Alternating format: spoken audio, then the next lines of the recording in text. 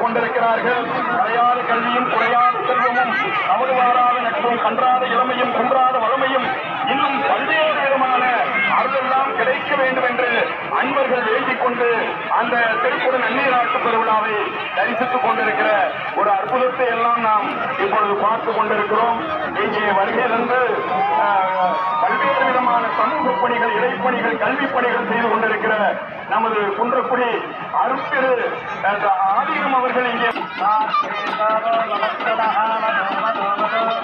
இப்பொழுது தீப ஆராதனை நடைபெற்றுக் கொண்டிருக்கிற ஒரு அற்புதத்தை நாம் 10 கோடிகள் கண்டிருக்கிறோம். மேல் நோக்கி செல்லக்கூடிய தீபம் இருளை அழிக்கக்கூடிய உலக இருளை அழித்து உலகத்திலே